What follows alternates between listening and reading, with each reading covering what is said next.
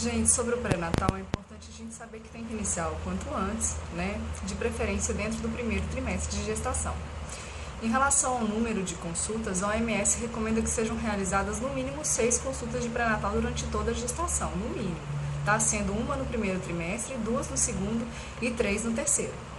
Tá? Mas o ideal mesmo, para um acompanhamento pré-natal legal, né, bacana, é que essa gestante ela faça uma consulta mensalmente até a 28ª semana de idade gestacional, de 28 a 36 semanas, consultas quinzenais e após a 36ª semana, consultas semanais, tá?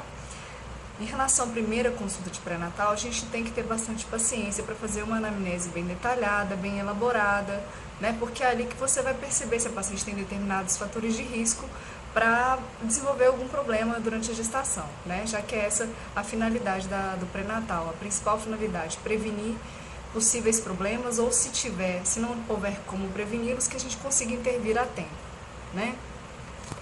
Então, fazer uma anamnese bem elaborada, dando bastante ênfase, além dos outros pontos que nós já estamos habituados a fazer, a história ginecológica e obstétrica dessa paciente, o exame físico dela também, fazer um exame físico geral, né, o exame físico que nós já estamos habituados a fazer, né, cabeça e pescoço, sinais vitais, cardiovascular, respiratório, abdominal, membros, e dar uma atenção especial aí ao peso e altura dessa paciente, né, para que nós calculemos o IMC dela, ver se o ganho de peso está adequado para aquela gestação, pressão arterial, bastante atenção, para que nós possamos, quem sabe, diagnosticar uma possível hipertensão gestacional, né, e altura uterina, né? A altura uterina a gente vai estar medindo a partir da 12ª semana de idade gestacional.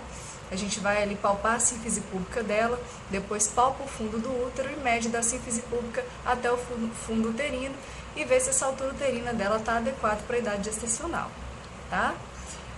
Em relação ao BCF, né, aos batimentos cardíacos fetais, a gente começa a escutar também a partir da 12ª semana de gestação. Existem alguns relatos aí de pessoas que conseguiram escutar a partir da 10ª semana. Eu, particularmente, os meus professores ginecologistas, a gente nunca conseguiu ouvir, mas se alguém quiser tentar, existem esses relatos aí, tá? E a apresentação fetal, a gente vai estar verificando aí qual é a partir da 36ª semana de idade gestacional. A gente vê aí se esse neném tá pélvico, se ele tá cefálico, se ele tá transverso, né? E sobre a suplementação dessa gestante, como que faz? A gente vai estar prescrevendo para ela o ácido fólico, né? O ideal mesmo que essa gestante essa mulher, né, inicie o ácido fólico 3 meses antes de engravidar e faça uso dele até a 12ª semana de idade gestacional. O objetivo do ácido fólico é para prevenir distúrbios do fechamento do tubo neural do neném. Tá? Então a gente vai estar prescrevendo aí para ela um comprimidinho de ácido fólico de 5 mg, tomar uma vez ao dia, tá? E o sulfato ferroso também, a gente prescreve, né? Só que o sulfato ferroso a gente entra a partir da 20ª semana de idade gestacional e o objetivo desse sulfato ferroso é prevenir contra anemia ferropriva, né? Ela vai ter que usar até o 40º dia de pós-parto. Depois que o neném nascer, ela ainda tem que usar aí por 40 dias esse sulfato. Então a gente passa para ela aí um comprimidinho de sulfato ferroso, 40 mg, tomar aí uma vez ao dia, 30 minutos antes do almoço, para que esse ferro seja bem absorvido, tá? E sobre os exames, o que a gente tem que solicitar para ela na primeira consulta, de preferência dentro do primeiro trimestre de gestação? A gente vai estar pedindo para ela, a gente vai estar colhendo o materialzinho para compostologia oncótica, se já tiver mais de um ano que ela não colheu, né, a gente colhe de novo, hematócrito, hemoglobina, tipagem sanguínea, tanto sistema ABO quanto sistema RH. Se essa paciente for RH negativo, a gente solicita o cumbis indireto. Lá na 24ª semana a gente solicita de novo, tá, mensalmente. Glicemia de jejum, a gente vai pedir as sorologias, né, que é a sorologia para sífilis, o VDRL, para hepatite, o HBsAg. A gente pede para toxoplasmose, IgG e IgM. ELISA, anti-HIV, a gente solicita também, tá? EAS, urocultura, e é importante também que a gente faça a solicitação do ultrassom de primeiro trimestre, né? Porque ele ajuda a gente aí em relação à confirmação da idade gestacional dessa paciente, que a gente previamente calculou através da ADUM, né, da data da última menstruação. E já funciona também como um rastreio aí de alterações fenotípicas sugestivas de anomalias cromossomiais. Tá? Nas consultas de segundo e terceiro trimestre já é mais tranquilo, tá? São menos exames, é mais fácil da gente estar conduzindo. Tá? Então, nos exames de segundo trimestre, a gente vai estar solicitando para ela uma glicemia de jejum. Tá? Independente dos resultados dessa glicemia de jejum, a gente solicita para ela entre a 24ª e a 28ª semana de idade gestacional o TTOG, tá? Para uma melhor investigação aí em relação ao diabetes gestacional. Então a gente solicita independente da glicemia de jejum. A gente solicita também o ultrassom morfológico, né, a partir da 20ª semana, também para rastreio aí de alterações fenotípicas no feto, né, sugestivas de alterações de anomalias cromossomiais, né? E entre a 24ª e a 28ª semana de idade gestacional também a gente vai repetir as sorologias para sífilis, né, o VDRL, para toxoplasmose, caso o IgG tenha dado negativo na primeira solicitação, a gente solicita de novo, tá? E repete também o EAS. Em relação ao terceiro trimestre, né, o que a gente tem que pedir para essa gestante? A gente solicita para ela também, mais uma vez, o hematócrito e hemoglobina, lembrar de pedir cultura para Streptococcus beta-hemolítico do grupo B em pacientes de risco. Quais seriam esses pacientes? Pacientes que já tiveram a ruptura da membrana há mais de 18 horas, que entraram em trabalho de parto prematuro, pacientes com historinha de criança, de filho infectado anteriormente pelo Streptococcus, tá? Pacientes com bacteriúria associada ao Streptococcus a gente entra também. Febre materna acima de 38 graus, a gente pede também a cultura, tá? E por que esse cuidado especial em relação ao estrepto? Porque o Streptococcus beta-hemolítico do grupo B, ele é o principal agente causador de sepse e pneumonia neonatal. Então, nesses casos é importante que nós tenhamos um certo cuidado em relação a ele, tá?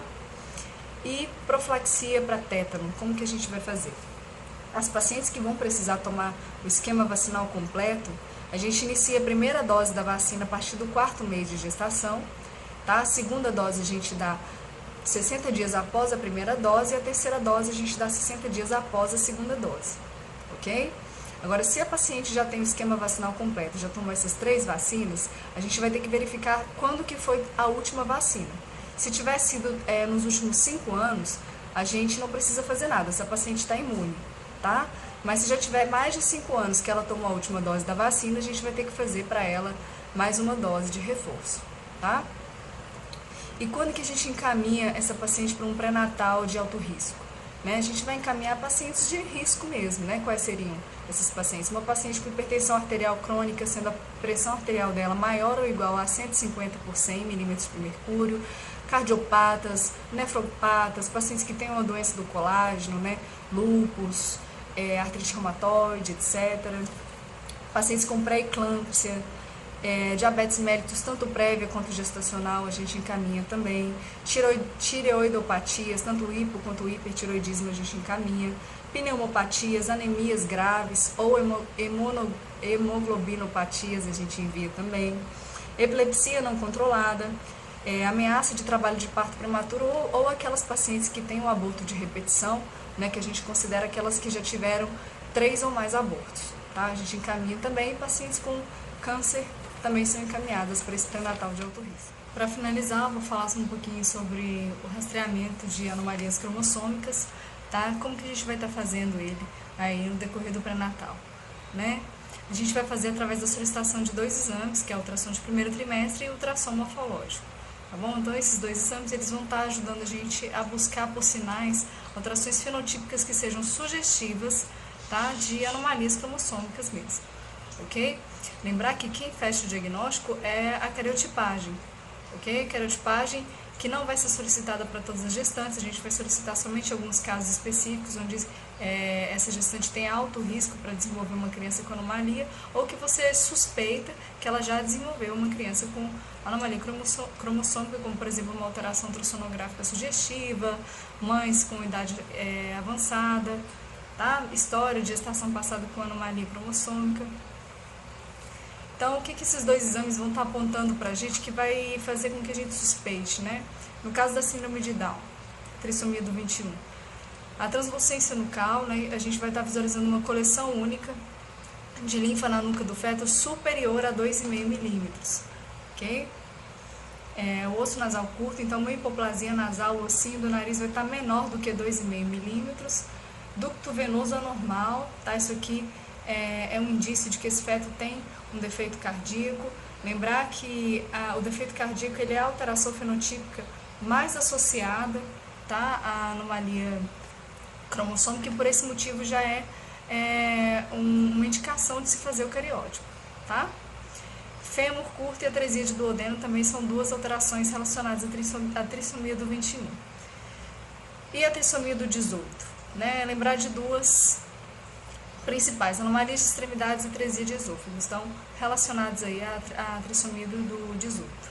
Sobre a trissomia do 13, lembrar que o 13 é o número do azar, então são várias alterações possíveis, tá, gente? Fenda labial e palatina, onfalocele, distrofia da bexiga, defeito cardíaco, genitália ambígua, perfuração anal e defeito do tubo neural são alterações relacionadas aí à trissomia do 13.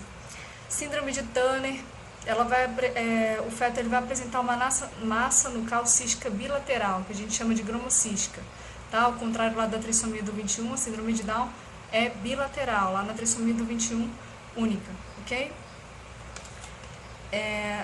Nos casos em que essa gestante não tiver realizado ultrassom de primeiro trimestre ou tiver perdido, né, a gente pode estar solicitando para ela o teste bioquímico, tá? A partir da 16ª semana de idade gestacional. Recadinho aqui. Então, no teste bioquímico a gente vai avaliar como que está a alfa-fetoproteína, o HCG e o estriol, tá? No caso da síndrome de Down, a gente vai ter aí elevado o HCG e os demais vão estar normais ou diminuídos, tá bom? Sobre a cariotipagem, né, as gestantes que tiverem indicação de fazer essa cariotipagem, lembrar que a gente não pode puncioná-las antes da 12ª semana de idade gestacional, tá bom? Porque existe risco de se gerar uma reabsorção do membro do feto. Então, nesse caso, você estaria gerando uma anomalia, uma malformação fetal, ok? Então, esperar para puncionar na hora correta, a partir da 12ª semana, tá? Então, da 12ª à 14ª, a gente vai estar puncionando o vilo corial. A partir da 16ª, a gente já punciona o líquido. E a partir da 20ª, a gente já pode estar funcionando o sangue, porque o cordãozinho umbilical dele já vai estar mais calibroso, ok? Aqui é só um resumão mesmo a respeito de rastreio, né, das anomalias cromossômicas e do pré-natal. De qualquer maneira, eu espero ter ajudado. Obrigada.